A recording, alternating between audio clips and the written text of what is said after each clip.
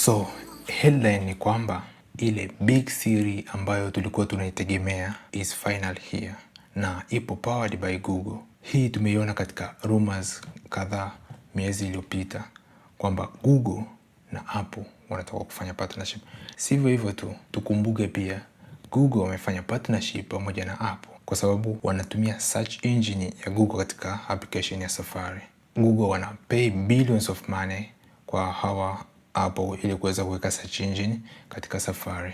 Pia tunaweza tukaona katika WWDC 2024 Apple keynote yao ilikuwa inaelezea sana kuhusu Apple Intelligent, na tangu 2024 walikuwa wanaongelea Apple Intelligent. Mpaka sasa hamna kitu ambacho tumekiona kinakuwa delivered kwetu sisi watumiaji wa mwisho. Mpaka imefikia hapo Apple wenyewe walitoa statement ambao unaweza ukaiangalia hapa, statement ambao wamehakikisha kwamba watafanya partnership pamoja na Google.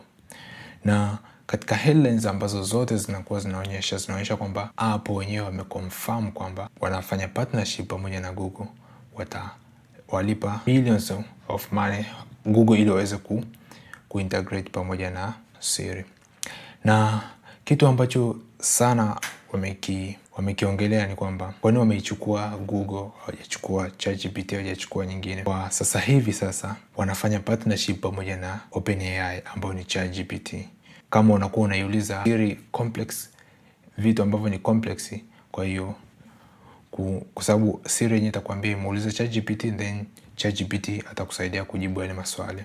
Na sababu kubwa ambayo imewasababishia wao kuchagua Google kwa sababu Google yenyewe ina ile infrastructure ya kutosha kwa ajili ya kuhandle hizi large language model, vitu kama hivyo.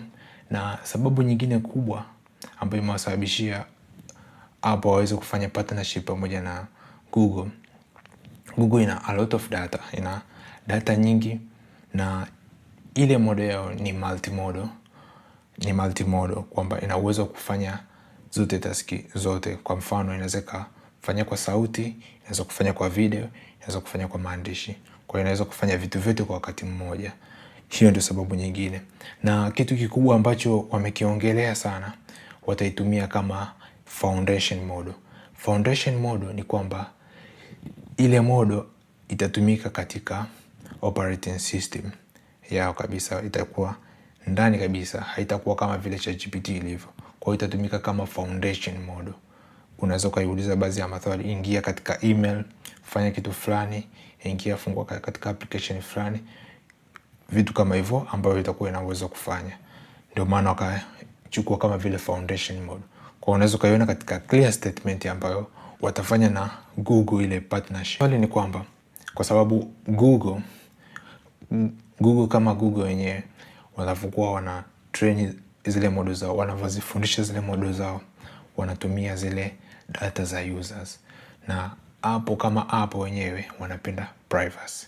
So walisema kwamba ile model zitakuwa zina run on your device, zitakuwa ina run katika device yako na itakuwa chini ya private cloud compute. Kwa hivyo kwa makubaliano yao lazima wataweka katika private cloud compute ili kuhakikisha privacy za watumiaji wao wa mwisho, kwa sababu kipaumbele kikubwa cha Apple ni privacy pamoja na security.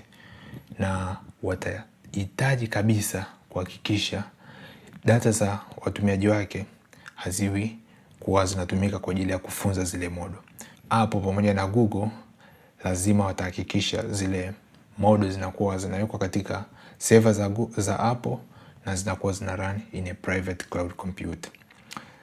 So I think hivyo vitu ambavyo za private cloud compute walikuwa wanaziongelea katika WWDC 2024. Unaweza ukafikiria kwa nini Apple wamefanya partnership na Google. Sababu kubwa ni kwamba wameshindwa kuwadelivia watu ile promise ambayo walikuwa wameahidi. Wameshindwa kutoa kile kitu ambacho walikuwa wamekiahidi katika WWDC, na advertisement zilikuwa nyingi sana zikiwa zinaonyesha kwamba Apple atafanya vitu vikubwa sana katika Apple Intelligent, lakini mpaka sasa hivi hatujaona. So kama hujasubscribe, hakikisha umesubscribe, like, comment, na see you in the next one.